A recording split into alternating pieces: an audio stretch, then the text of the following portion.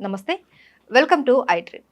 Diabetic గురించి చాలా మందికి అవగాహన ఉండే ఉంటుంది. ఇందులో 2 రకాలుంటాయి. Type 1, type 2. టైప్ 1 అన్నది చిన్న పిల్లల్లోనే మనం ఎక్కువగా చూస్తూ ఉంటాం. ఎందుకని? ఇది తల్లి వల్ల పుట్టే బిడ్డకి సంక్రమిస్తుందా? లేకపోతే వేరే జెనెటిక్ ప్రాబ్లమ్స్ ఏమైనా ఉన్నాయా? సో, దీని గురించి అడిగి తెలుసుకునే ప్రయత్నం చేద్దాం. మనతో పాటు ఉన్నారు ప్రముఖ గైనకాలజిస్ట్ డాక్టర్ శ్రవంతి గాదిరాజు గారు. వారితో మాట్లాడి. నమస్తే అండి. నమస్తే అమ్మ. శ్రవంతి గారు, ఈ డయాబెటిక్ అన్నది పెద్దవాళ్ళు కావచ్చు, చిన్న పిల్లలు కావచ్చు, ఎవరైనా సరే ఒక్కసారి దానికి ఎఫెక్ట్ అయ్యారంటే ఇంకా లైఫ్ లాంగ్ దాని మెడికేషన్ వాడుతూ ఉండాలనేసి అందరికీ తెలుసు. పెద్దవాళ్ళంటే ఓకే. వాళ్ళ జీవితంలో కొద్ది రుచి అన్నీ చూసుంటారు, టేస్ట్ అన్నీ. ఒక లైఫ్ అన్నది లీడ్ చేసి ఉంటారు. తర్వాత ఒక కంట్రోలింగ్ అన్నది ఓకే. వాళ్ళకే కష్టంగా ఉంటుంది లైఫ్ అలా లీడ్ చేయడం అన్నది. బట్ టైప్ 1 అన్నది చిన్న పిల్లల్లో రావడం నరకంగా అనిపిస్తూ ఉంటుంది. చూసే వాళ్ళకి ఎలా ఉంటే దాన్ని అనుభవిస్తున్న వాళ్ళు ఇంకా మాటలో చెప్పలేం. అసలు ఈ టైప్ 1 డయాబెటిక్ రావడానికి రీజన్స్ ఏంటి పిల్లల్లో? అది ఇప్పుడు దీంట్లో ఒకటి చెప్పావు. తల్లి కడుపులో ఉన్నప్పుడు తల్లి వల్ల ఏమన్నా వస్తదా అని ఒక చిన్న డౌట్ రేజ్ అవును. చేసావు. నాకు చాలా అది డౌట్. చాలా మంది అంటుంటారు. లేకపోతే పుట్టంగానే ఎలా వస్తుంది? పుట్టిన వెంటనే టైప్ 1 అని డయాగ్నోస్ చేస్తారు చిన్నప్పుడే అని. Type 1 diabetes is a genetical disease. Okay. అంటే ఇందులో జెనెటిక్ తల్లి అంటే చేసే తల్లి దగ్గర నుంచి అని కాదు. అంటే తల్లికి జీన్స్‌లో ఉంటాయని కాదు. హ్మ్. ఎక్కడో ఉంది. వాళ్ళ తరతరాల్లో ఇప్పుడు 7 తరాలని ఎందుకంటాం? హ్మ్. ఎక్కడో ఉండుంటుంది. వాళ్ళకొస్తది గానీ, తల్లి ఏదో తినడం వల్లనో, ప్రెగ్నెంట్ అప్పుడు ఏదో చేయకూడని ఏదో చేసి లేతే తినకూడనిది తింటే ఎక్కువ వస్తున్న స్ట్రెస్ లెవెల్స్ తీసుకోవడం అది వల్లనో అసలు ఇట్లా కానే అని కాదు. అంటూ ఉంటారు. నో. నో. మామూలుగా తర్వాతొచ్చేదంతా టైప్ 2 మనకు తెలిసింది. డెవలప్‌మెంటల్ అంటే ఇప్పుడు మనం అనుకున్నట్టు పెద్దవాళ్ళకొచ్చేదంతా యూజువల్‌గా టైప్ 2 టైప్ 2. డయాబెటిస్. చిన్నప్పుడొచ్చేది type 1 diabetes. Type 1 is strongly genetical related. Type 2 కూడా జెనెటికలే. బట్ డెవలప్‌మెంటల్ అంటే కొంతమందికి లైఫ్ స్టైల్ వల్ల కూడా వచ్చే అవకాశం ఉంది. బట్ టైప్ 1 అలా కాదు.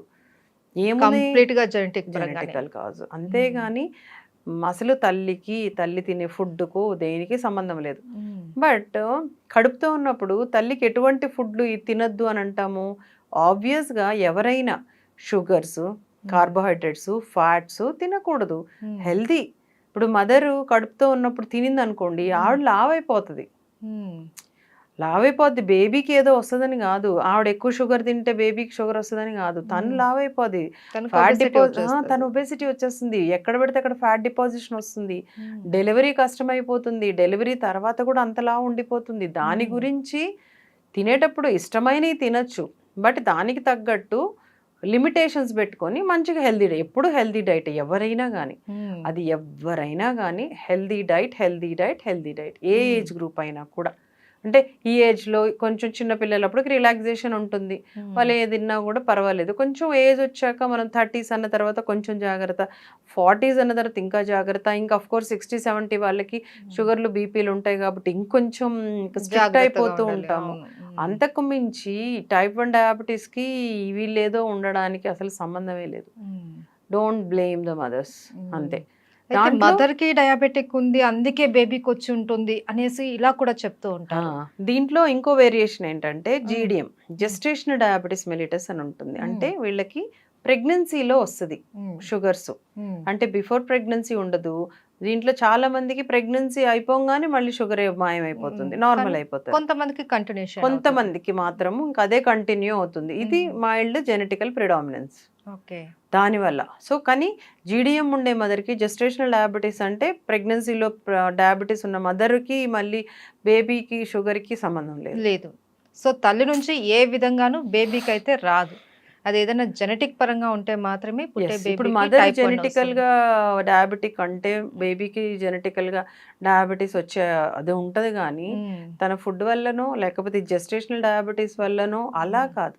ఓకే. సో, ఈ ఈ సెన్సిటివ్ డిఫరెన్స్‌ని మనం తెలుసుకోవాలి. హ్మ్. హ్మ్. అలాగా ఈమె వల్ల ఇలా వచ్చింది అలా కాదు. పాపం హ్మ్. బేబీస్ డెఫినిట్‌గా టైప్ 1 డయాబెటిస్ అంటే నరకం. అవును. పసి వయసులో ఎంతో హాయిగా అన్నీ తిని ఎంజాయ్ చేయాల్సిన హ్మ్. టైంలో వాళ్ళని అన్ని రెస్ట్రిక్ట్ చేయడము. పేషెంట్స్ కొంతమంది వస్తుంటారు, వాళ్ళకి నాట్ ఓన్లీ షుగర్ కంట్రోల్ మీరు అన్నట్లు రకరకాల పిల్స్ అవి వేసుకోవడం అటుంచితే వాళ్ళకి చాలా ఛాలెంజెస్ ఉంటాయి. అవును. అంటే ఈ డయాబెటీస్ వల్ల ఆపర్చునిటిక్ ఇన్ఫెక్షన్స్ అంటాం, యూరిన్ ఇన్ఫెక్షన్స్, వెజనల్ ఇన్ఫెక్షన్స్, ఊరికనే ఇదేంటి క్రానిక్ డిసీజెస్ కూడా వస్తూ ఉంటాయి అంటారు. క్యాండిడియాసిస్ అని ఏవేవో వస్తుంటాయి షుగర్స్ కంట్రోల్ లేకపోతే. అది ఎలాగో వాళ్ళకి అవి ఇవి మనకే అవి ఇవి తినాలనిపిస్తుంది, వాళ్ళకి ఇంకెంత క్రేవింగ్స్ ఉంటాయి. పాపం అది మాత్రం డెఫినెట్ గా చాలా బాధాకరమైన విషయమే. అయినా కూడా వాళ్ళకి ఇంకో ప్రాబ్లం ఏంటంటే ఇంత మెడిసిన్ తోటి తగ్గుతుందా అని ఉండదు, ఫ్లక్చువేషన్స్ ఉంటాయి విపరీతంగా. కొంతమంది ఇన్సులిన్ వరకు వెళ్తారు టాబ్లెట్స్ వదిలేసి. టైప్ 1 అంటే కంపల్సరీ ఇన్సులిన్ తీసుకోవాలి అనేసి అంటూ ఉంటారు కదా. కంపల్సరీ ఏం లేదు, టాబ్లెట్స్ తో కూడా ఫస్ట్ కొంచెం చేయొచ్చు.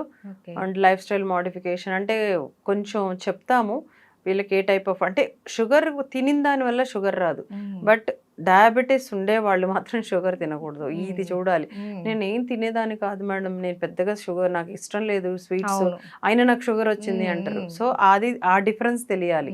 సో షుగర్ తింటే షుగర్ వచ్చేది, స్వీట్ తిన్నంత మాత్రం షుగర్ రాదు. షుగర్ ఉన్న వాళ్ళు మాత్రం షుగర్ తినకూడదు. అది ఇన్సులిన్ అనేది మన బాడీలో ప్రొడ్యూస్ కావట్లేదు, అది షుగర్స్ ని కరిగించే ఒక హార్మోన్.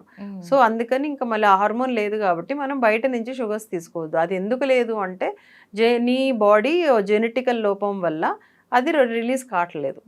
ప్యాంక్రియాస్ అనే ఒక గ్రంథి నుంచి రావాలి, అది రావట్లా బికాజ్ ఆ జీన్ డిఫెక్ట్ వల్ల. సో అది 1 by 1 ఇలా కోరిలేట్ చేసుకోవాలి. అబ్నార్మల్గా దేన్నో తీసుకొచ్చి దేనితోటి ముడి పెట్టకూడదు. సో ఆ టెన్షన్ని బయటకు తీసేయండి. అయితే మేడం కొంతమంది ఈ డౌట్ రేస్ చేస్తూ ఉంటారు, పుట్టిన బేబీకి డయాబెటిక్ ఉంటే టైప్ 1 మదర్ ఫీడ్ కూడా ఇవ్వకూడదు అనేసి అంటూ ఉంటారు. ఎందుకంటే ఆ లాక్టోస్లో కూడా స్వీట్ ఉంటుంది, సో అది కూడా ఇవ్వద్దేమో అన్న డౌట్ అనేది అడుగుతూ ఉంటారు చాలా మంది పేరెంట్స్. అస్సలు లేనే లేదు, ఇది నిజంగానే పెద్ద అపోహ. అవును, డయాబెటిక్ మదర్స్ కి బ్రెస్ట్ ఫీడింగ్ కి నో రిలేషన్. హాయిగా ప్రశాంతంగా ఇవ్వాలి కూడా, కావాల్సినంత మిల్క్ ఇవ్వచ్చు, ఎటువంటి ఇబ్బంది లేదు. బట్ ప్రెగ్నెంట్ మదర్ డయాబెటీస్ ఉంటే పుట్టిన బేబీకి షుగర్స్ తక్కువ ఉంటాయి. సో పుట్టంగానే షుగర్ టెస్ట్ చేస్తాం, చేసి ఇది నెగిటివ్ ఫీడ్బ్యాక్ అని ఒకటి ఉంటుంది. ఈ మదర్లో బ్లడ్ లెవెల్స్ ఎక్కువ ఉండబట్టి బేబీ షుగర్ లెవెల్స్ పడిపోయి ఉంటాయి. సో పుట్టంగానే టెస్ట్ చేసేసి ఒకవేళ తక్కువ ఉంటే ఇమీడియట్గా బేబీకి ఆల్టర్నేట్ ఇచ్చేస్తాం అనమాట, అంటే సప్లిమెంట్స్ అంటాం, అవి ఇచ్చేసేయాలి. బేబీకి షుగర్ పడిపోతుంది. షుగర్ పెరగడం ఎంత తప్పో పడిపోవడం అంతే తప్పు. ఇంకా అసలు అన్కాన్షియస్ అయిపోతారు షుగర్ లేకపోతే ఒంట్లో. సో అది చేస్తాం కానీ అసలు breast feeding is the best. Mothers diabetic ఉన్నా ఏది ఉన్నా కూడా అసలు వెరీ రేర్ కాజెస్, ఒకటో రెండో చెప్తాను, అది నెక్స్ట్ వాటిలో ఎవరికి మనం బ్రెస్ట్ ఫీడింగ్ ఇవ్వద్దు అనేది. మిగతా వాళ్ళందరూ హాయిగా ఇచ్చుకోవచ్చు. జెస్టేషనల్ డయాబెటీస్ ఉన్న, టైప్ 1 డయాబెటీస్ ఉన్న బేబీకి బ్రెస్ట్ ఫీడింగ్ ఫుల్ ఫ్లెడ్జ్డ్ గా ఇవ్వచ్చు. సో ఇదంతా ఒక అపోహ మాత్రం.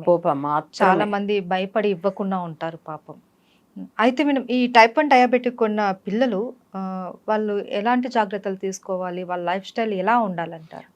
పాపం కఠినంగా ఉండాలి, దాంట్లో ఏమీ మనం చెప్పడానికే లేదు. మనం టైప్ 2లో పెద్దవాళ్ళని ఎంత కఠినంగా ఉంచుతామో ఇంకా వీళ్ళని కూడా అలాగే ఉంచాలి. రెగ్యులర్ షుగర్స్ చెక్ చేసుకోవాలి, యాక్టివిటీస్ బాగా పెట్టాలి, డైటరీ మెయిన్. ఎలాగో మెడికేషన్ టైం టు టైం అట్లా ఇచ్చేదట్టు ఉంచి పిల్లలు నార్మల్ పిల్లల్లాగా లిబరల్గా బిస్కెట్స్ అను చాక్లెట్స్ అను అంతా తీసుకోకూడడం అనేది ఇంకా తప్పదు. వాళ్ళని జాగ్రత్తగా కంటికి రెప్పగా వాళ్ళకి తెలియదు కదా, మిగతా వాళ్ళందరూ తింటున్నారు వీళ్ళు ఎందుకు నన్ను తినియట్లేదని క్వశ్చన్ వాళ్ళకి ఉండిపోతుంది. మనకు అన్నీ తెలిసిన వాళ్ళమే మనం వినాం. సో చిన్న పిల్లలకి వాళ్ళకి అర్థం కాదు. సో వాళ్ళని జాగ్రత్తగా మంచి మాటలతోటి, కొట్టి తిట్టి కాకుండా మంచి మాటలతోటి నేర్పించుకుంటూ కొంచెం ఇచ్చినట్టు ఇవ్వాలి, తర్వాత మళ్ళీ ఇట్లా కంట్రోల్ చేయాలి. ఇవి కాకుండా వెజిటబుల్స్ ఎక్కువ తినిపించడము, ఫ్రూట్స్ ఎక్కువ తినడం అలవాటు చేయాలి. మెయిన్ యాక్టివిటీ, ఫిజికల్ యాక్టివిటీ, వాళ్ళ చేత ఏదో ఒకటి అవుట్డోర్ యాక్టివిటీస్ చేయిస్తూ ఉండాలి. అలాగే వీళ్ళకి యోగా మెడిటేషన్ అనేది ఒక మన కల్చర్లో మనకుండే గొప్ప వరం, దాన్ని అలవాటు చేసేయాలి. సో వాటి వల్ల ఇన్సులిన్ ప్రొడక్షన్ పెరుగుతుంది. సో యోగా మెడిటేషన్ రెండు చాలా ఇంపార్టెంట్. ప్రాణాయామం అంటాం కదా, అవి అలవాటు చేసేయాలి చిన్నతనం నుంచి. స్ట్రెస్ లెవెల్స్ లేకుండా వాళ్ళని చదివించడంలో కూడా ఎక్కువ స్ట్రెస్ చేయకూడదు. బికాజ్ ఈ stress is the main culprit. ఒబేసిటీకి అయితే ఏంటి, రకరకాల రోగాలకి, ఈవెన్ ఒబేసిటీకి రిలేటెడ్ షుగర్స్ అన్నిటికీ. సో స్ట్రెస్ లెవెల్స్ లేకుండా వాళ్ళని ఎప్పటికప్పుడు మనం సపోర్ట్ ఇస్తూ ఉండాలి. ఎమోషనల్గా, సైకలాజికల్గా సపోర్ట్ ఇచ్చుకుంటూ, వాళ్ళు ఎక్కువ అంటే వాళ్ళకి ఆల్రెడీ అది ఉంటుంది, నాకు ఏదో షుగర్ ఉంది అంటే తెలిసిన వాళ్ళందరూ కూడా అంటూ ఉంటారు కదా, సోషల్ అదేదో స్టిగ్మా లాంటిది అది కూడా. సో వాటన్నిటి నుంచి మనం కాపాడుకోవాలి. ఓకే. ఇప్పుడు టైప్ 2 ఉన్న పెద్దవాళ్ళకి వచ్చే కాంప్లికేషన్స్ గురించి చాలా మందికి తెలుసు. బట్ టైప్ 1 ఉన్న ఈ పిల్లల్లో వచ్చే కాంప్లికేషన్స్ కూడా సేమ్ ఉంటాయా? ఆల్మోస్ట్ అంతే ఉంటాయి. ఆల్మోస్ట్. ఇంకొంచెం సివియర్ గా కూడా ఉంటాయి, కంట్రోల్ లేకపోతే. సో కంట్రోల్ పెట్టుకోవాలి. సో టైప్ 1 కావచ్చు, టైప్ 2 కావచ్చు, పిల్లలు ఇంకా వాళ్ళకి తెలియని వయస్సు కాబట్టి వాళ్ళు ఇంకా చాలా జాగ్రత్తగా ఉండటం అన్నది చాలా మంచిది. అండ్ మదర్ నుంచి టైప్ 1 డయాబెటిక్ పిల్లలకు వస్తుంది అనేది మాత్రం అదంతా ఉత్త అపోహ మాత్రమే. జెనెటిక్ పరంగానే ఏదైనా వచ్చే అవకాశాలు ఉంటాయి అంతే. Correct. Right. Thank you so much madam.